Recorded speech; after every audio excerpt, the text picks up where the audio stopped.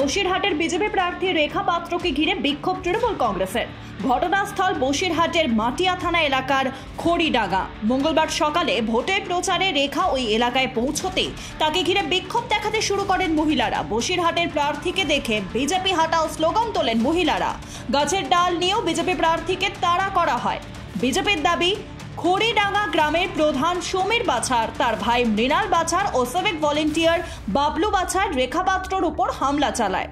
লাঠির আঘাত রেখা ও বিজেপি নেত্রী অর্চনা মজুমদারের উপর লাগে বলে অভিযোগ। এই ঘটনাকে কেন্দ্র করে কার্যত উত্তপ্ত হয়ে ওঠে পরিস্থিতি। এই ঘটনার সূত্রপাত সোমবার। ওই দিন বসিরহাট 2 নম্বর ব্লকের খড়িডাঙ্গায় বিজেপি প্রার্থী রেখার দেওয়াল লিখনে কালি দেওয়ার অভিযোগকে ঘিরে উত্তপ্ত হয়ে ওঠে এলাকা। সংঘর্ষে জড়িয়ে পড়ে তৃণমূল এবং বিজেপি। কালিদাস বাছার নামে এক বিজেপি কর্মীকে বেধড়ক মারধর করা হয় বলে অভিযোগ। আঘাত গুরুতর হওয়ায় তাকে বসিরহাট মহকুমা হাসপাতালে ভর্তি করানো হয়। এরপর মঙ্গলবার সকালে ওই এলাকায় রেখা ভোটের প্রচারে গেলে তাকে ঘিরে বিক্ষোভ দেখানো হয়।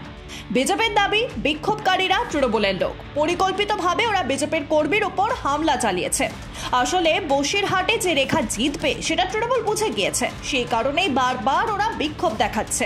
हम लोग खड़ीडंगा उधर राजेंद्रपुर जो ग्राम में उधर आए थे, तो उधर 2 बीजेपी को जो भारतीय जनता पार्टी की जो सदस्य जो थे उनकी घर पे उनका बहुत उनके ऊपर टॉर्चर किए। तो उनका देखने के लिए, उनके साथ देने के लिए गए थे। तो टीएमसी की जो उधर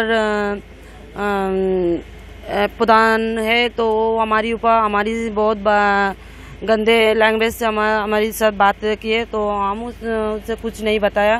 हम चलिए बस प्रचार खत्म करके उधर से निकल रहा था, उन लोग पीछे से हमला कर दिया हम लोग के ऊपर। और हमारी जो डॉक्टर अर्चना मजूमदार दीदी थी और भी बहुत सारे हमारे सदस्य थी, तो उनके ऊपर बहुत हमला किया, उनको मारा पीटा।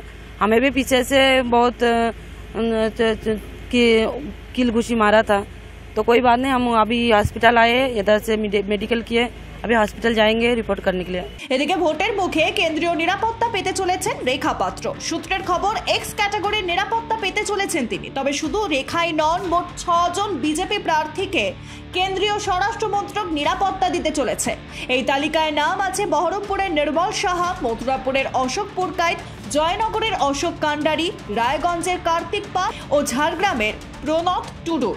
উল্লেখ্য, সন্দেশখালী কাণ্ডে সামনে আসার পর প্রতিবাদী মুখ হিসেবে উঠে আসে রেখা পাত্রর নাম। তিনি আদালতে ম্যাজিস্ট্রেটের কাছে গোপন জবানবন্দি দেওয়ার পরই গ্রেফতার হন শিবু হাজরা এবং উত্তম সর্দাররা। সেই রেখাকেই বিজেপি তাদের প্রার্থী করে তাক লাগিয়ে দেয় এবারে লোকসভা ভোটে।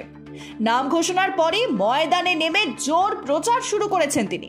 শুধু সন্দেশখালীতেই নয়, বসিরহাট লোকসভার বিভিন্ন এলাকায় দাপিয়ে প্রচার করছেন তিনি। কিন্তু প্রচারে গিয়ে বারবার বিক্ষোভের মুখে পড়ছেন, আর সেই কারণেই নিজের নিরাপত্তার কথা জানিয়েছেন রেখা। তারপরই কেন্দ্রীয় স্বরাষ্ট্র মন্ত্রকের তরফ থেকে তাকে এক্স ক্যাটাগরির নিরাপত্তা দেওয়ার সিদ্ধান্ত নেওয়া হয়।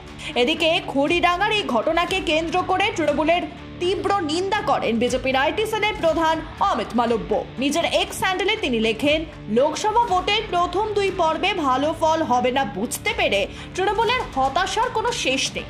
তৃণমূল যে সন্দেশখালীর নির্যাতিতাদের পাশে দাঁড়ানোর পরিবর্তে ধর্ষক শেখ শাহজাহানের পাশে দাঁড়িয়েছে, সুপ্রিম কোর্টে সেই পর্দা ফাঁস হয়ে গিয়েছে।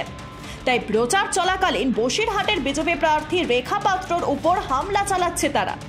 এই নোংরা রাজনীতির জন্য মমতা বন্দ্যোপাধ্যায় লজ্জিত হওয়া উচিত। জাতীয় মহিলা কমিশন ও জাতীয় মানবাধিকার কমিশনের কাছে রাজ্যের নাগরিক ও রাজনৈতিক স্বাধীনতা হ্রাস পাওয়ার বিষয়টি বিবেচনা করার জন্য আবেদন জানাচ্ছি। এই প্রতিবাদে রাস্তায় নেমেছে BJP. Bureau report, Ritam Bangla.